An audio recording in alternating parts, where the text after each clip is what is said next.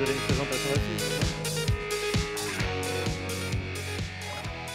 Alors, vous allez nous faire un peu voyager dans l'économie de 2030. Là, c'est pour un organisateur de colloque, c'est le bonheur. C'est-à-dire que vous êtes à la fois l'intervenant étranger qui vient nous éclairer de nos lumières. Vous voyez très loin. Vous travaillez aussi à Bruxelles, ce qui vous permet d'avoir des connexions européennes de partout. Et en plus, vous êtes francophone. Ça, c'est merveilleux. Je vous laisse l'estrade. Merci pour l'invitation. Je suis francophone, je sais, de toute façon. Mon accent vous dira d'où je viens. Dès ce que j'ai vu, c'est clair que je suis un peu outsider dans ce débat cet après-midi. Je ne viens pas vous présenter mon entreprise ni mon expérience. Je vous présente une étude qui vient de se terminer, une étude qui a été réalisée pour les institutions européennes, les conseils, la Commission, les parlements européens. Et donc là, l'idée, c'est vraiment de regarder très loin pour pouvoir élaborer une stratégie. Pour une stratégie, je crois que pour les entreprises, les longs termes, c'est beaucoup plus près que 2030. Mais il faut regarder loin, sinon on risque de dépenser juste à ce qui se passe dans les jours après, mais on n'arrive pas à avoir une vision complète de la situation. Voilà. Donc, ce que je ferai, c'est de vous présenter les tendances globales. 5 tendances globales. Je commencerai avec 2 sujets dans lesquels il n'y a pas beaucoup d'incertitudes. Et après, on va discuter d'autres pour lesquels faire des prévisions, même des projections, c'est très difficile. Mais je suis très contente de pouvoir faire référence, en fait, à une intervention qui a été faite avant. Je suis très contente de ça et on va voir. Je voulais aussi vous dire que ce rapport, qui est un gros rapport de 200 pages, est le résultat d'une collaboration avec 2 universités françaises. Donc, on fait des projections qui sont fondées aussi sur des modèles, et les modélistes sont des Français, des universités françaises. Alors, la population. En fait, d'ici 2030, ça devrait être pas très difficile de prévoir ce qui se passe au niveau de la population. Et en fait, il y a quand même une certaine incertitude. Donc, c'est que les graphiques que je vous propose présentent les projections pour la population qui a été faite par l'ONU, qui est les plus connues. Et c'est qu'on voit que c'est d'ici 2030, en fait, il y a 1 milliard d'incertitudes. Donc, ça dépend du niveau de fertilité d'ici 2030. On pourrait être 8 milliards ou 9 milliards. Qui n'est pas vraiment marginal, mais c'est la fertilité, surtout dans certains pays, c'est très difficile à prévoir. Et surtout, ce qui s'est passé dans les années passées, jusqu'à aujourd'hui, c'est que la fertilité, en fait, a été beaucoup plus basse qu'on s'attendait. Et ça est dû en une grosse partie au fait que les femmes ont accès à l'éducation, et ce qui réduit les taux de fertilité. Autre chose qui est très intéressante, c'est que vous voyez la ligne rouge, ça c'est l'hypothèse qu'en fait les taux de fertilité continuent à baisser. Et ce qu'on voit, c'est que d'ici 2030, la population mondiale va devenir stable. Donc taux de croissance 0. Ça c'est une première si on regarde vraiment dans les longs termes, dans les passés. Et ce qui change complètement la perspective. Parce que normalement, c'est qu'on a l'habitude de penser, c'est que la population va continuer à croître, surtout dans certains pays. Ce qui pourrait ne pas être le cas. Et quelles seront les caractéristiques de la population? Ça, ce n'est pas une nouveauté. On va avoir un monde qui est beaucoup plus âgé. La plus grosse partie de la population mondiale va se concentrer en Asie, 4,5 millions à peu près, donc plus que la moitié de la population en Asie, en Inde et Chine, même si en Chine, les dynamiques de la population commencent à changer.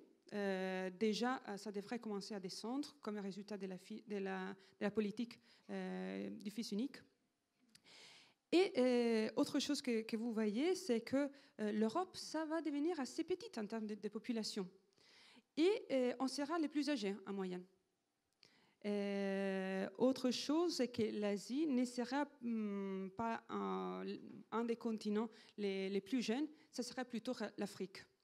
Donc il y a des dynamiques au niveau de la population qui sont peut-être assez faciles à comprendre, mais qui sont très différents par rapport au passé, et donc qui méritent d'être considérés. Une autre caractéristique de la population, c'est que au niveau général, les niveaux d'éducation au niveau global vont augmenter. Et ça, c'est surtout le cas dans les pays émergents, surtout la Chine et l'Inde.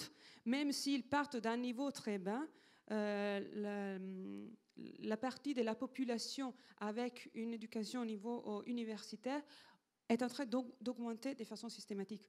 Donc, ce qui se passe en Europe pour effet de la crise, ça pourrait être différent.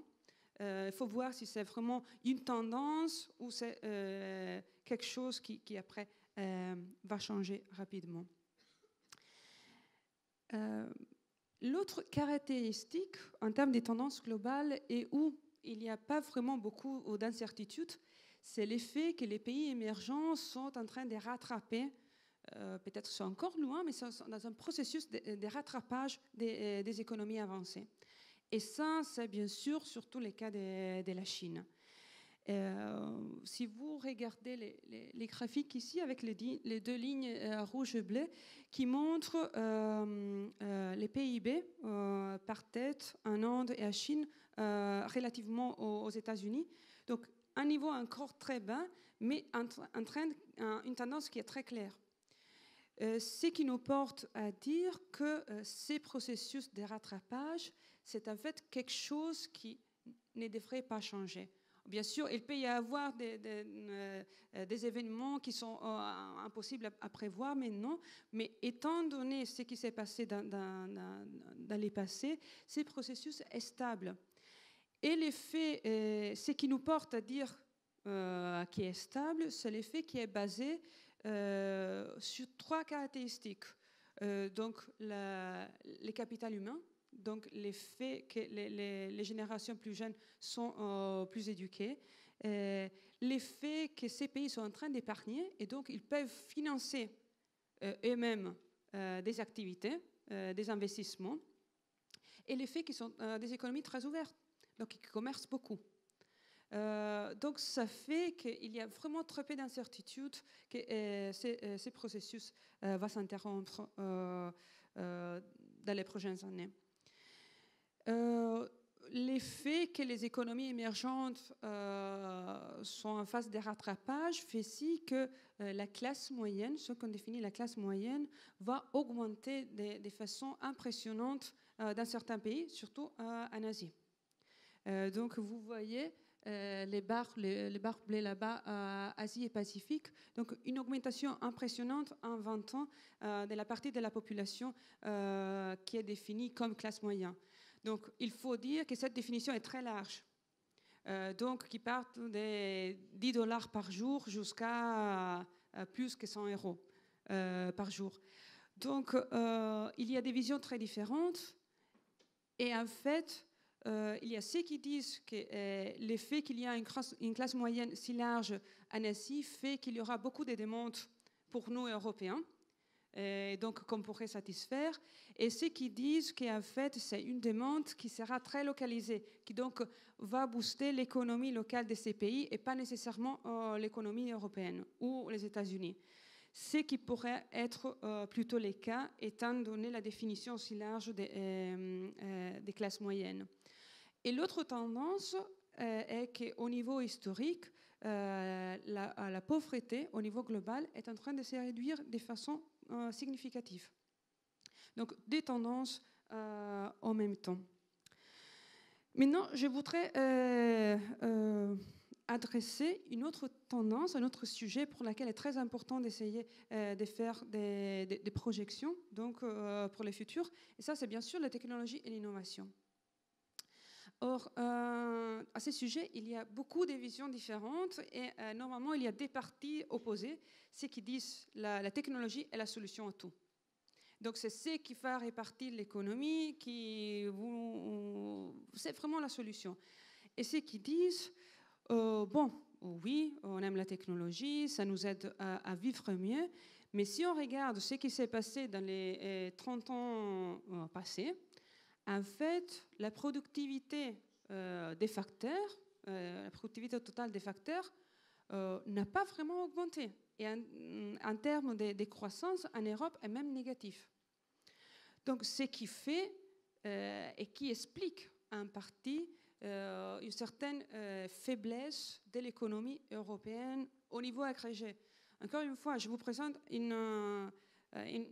quelque chose qui est très macro, hyper macro. Ce n'est pas au niveau des entreprises où on peut voir les différences, mais au niveau agrégé, c'est vraiment difficile de dire que Internet, la révolution des télécommunications a vraiment représenté une sorte de révolution. Pas les cas. Je lisais un commentaire d'un expert de ce secteur qui disait il y a 15 ans, on sait qu'on prévoyait pour 2010-2015, c'était des voitures qui volaient. La seule chose qui vole maintenant, c'est les 140 caractères, qui fait une certaine différence. Donc, c'est vraiment très difficile. Ce que je dirais, c'est que, d'accord, si on dit que la technologie va nous changer, peut-être qu'on a accumulé des trucs qui vont produire les fruits à partir de l'année prochaine, c'est plutôt basé sur la foi que sur l'évidence qui vient des années passées. C'est à vous et aux entreprises de prouver que ça, ce n'est pas le cas. Autre chose, c'est qu'on parle au niveau macro des game changers. Donc, les trucs qui pourraient vraiment changer complètement les jeux et les transformer. Et au niveau de la technologie, ce qui se passe, je crois que c'est aussi en ligne avec ce qu'on a été dit avant, c'est que les États-Unis, normalement, ils ont un avantage net, vraiment, par rapport à ce qui se passe en Europe. Donc, je crois que c'est plutôt difficile de penser que l'Europe puisse bénéficier par rapport aux États-Unis d'un game changer au niveau technologique. Ça va être vraiment très, très difficile. Ce que je crois, et là je reviens sur ce qu'on avait dit avant, je crois qu'il faut miser sur des choses nouvelles. Et ce qui se lie à ce que je disais avant, que la population va vieillir, donc il faut en tenir en compte. Et le fait que normalement ça est vu comme un poids pour les finances publiques, un problème à gérer, je crois qu'il faudrait changer de vision et les voir comme une opportunité. Et donc, ce qui est clé, par exemple, c'est vraiment un exemple, l'innovation dans les secteurs non commerciables. Donc, les secteurs non commerciables, c'est surtout la santé, l'éducation. Pas nécessairement de les rendre commerciables, mais de l'améliorer. Et là, vraiment, la technologie, l'innovation peut avoir des effets incroyables. La robotique chirurgicale, c'est exactement l'exemple dans cette direction.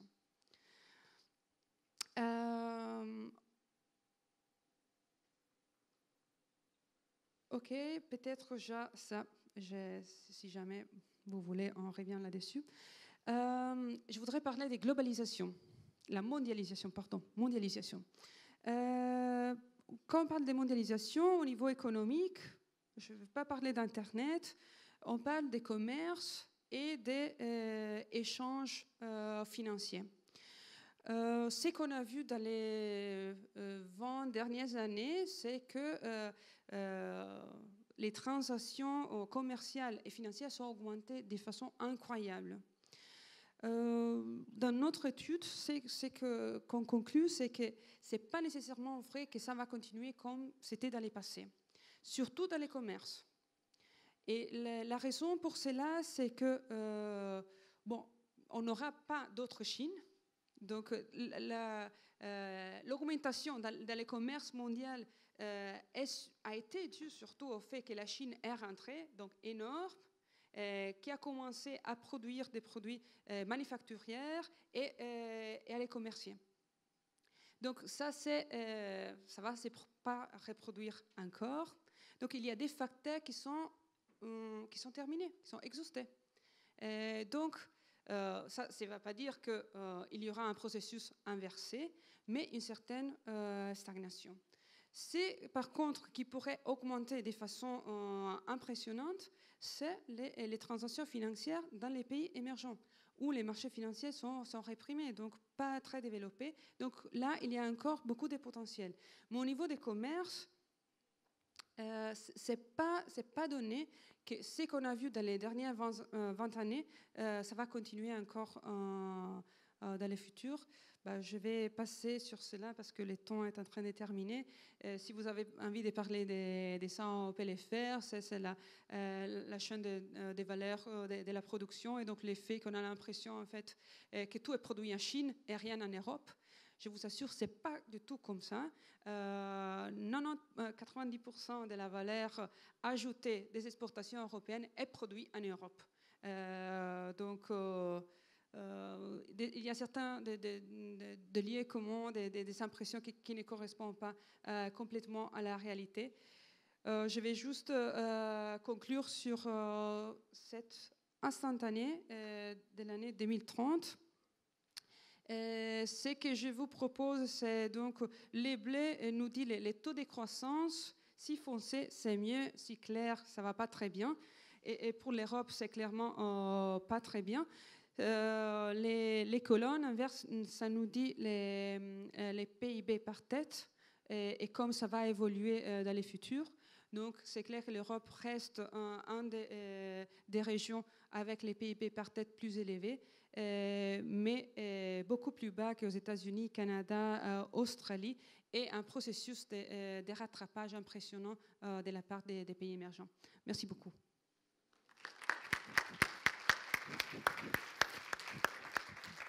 Peut-être juste un mot. Déjà, il y a une question, c'est croyez-vous que l'Afrique puisse devenir la nouvelle Chine ? Pas vraiment. Il y a beaucoup de potentiel, vraiment beaucoup de potentiel, mais l'Afrique part d'un niveau si bas que les rattrapages, ça va prendre beaucoup de temps. Donc, plutôt, je dirais qu'une nouvelle Chine, ça pourrait être l'Inde. Ça, c'est beaucoup plus probable que l'Afrique. L'Afrique, il faudrait attendre encore plus. Peut-être en reprenant les courbes que vous montiez au début, j'ai vu que vous alliez jusqu'à l'horizon 2100. Alors aujourd'hui, vous aviez travaillé sur 2030, mais est-ce qu'en 2100, on peut imaginer que l'Afrique ait rattrapé la Chine ? Je ne sais pas, c'est trop long. C'est juste pour la population qu'on peut penser si loin, mais sinon, c'est vraiment... On n'a pas de base. Déjà, 2030, c'est vraiment un exercice très difficile. Alors, il y a souvent un exercice très dur qui est demandé, évidemment, c'est de compresser les 15 ou 20 minutes d'intervention en une phrase. Donc ça, c'est le boulot des journalistes, je vous rassure. Si j'ai bien compris, vous allez un peu dans le sens de ce que disait Daniel Cohen, notre économiste à nous, français. Il dit, en gros, les deux grandes dépenses du 21e siècle, qu'on le veuille ou non, ce sera l'éducation et la santé. Donc la question n'est pas de savoir si on veut baisser les dépenses ou pas, on ne pourra pas. Mais la question, c'est comment est-ce qu'on fait mieux et comment est-ce qu'on fait plus avec le périmètre constant. Ça, c'est par exemple ce que fait Bertin. Donc ça, vous nous l'avez très bien montré. Nous, Français, il y a un débat qui nous attire beaucoup et qui nous fait très peur, c'est l'idée de l'industrie et le fait en France, le made in France, la production en France. À la fin, vous nous disiez, il ne faut pas croire que tout est produit en Chine. Il y a encore beaucoup de créations qui se font en Europe. Est-ce que vous pensez que l'Europe, puisque l'an prochain on a des grosses élections européennes, c'est un bon échelon pour la France pour produire le type de produit qu'il lui faut pour jouer dans cette mondialisation ? Alors, il faut penser que ce que je disais avant, c'est la valeur ajoutée. Donc, dans un produit, même dans un produit basique, la valeur ajoutée, normalement, c'est les logiciels, les designs, sont des trucs, donc des trucs qui ne sont pas vraiment matériels. Donc, c'est là qu'il faut miser.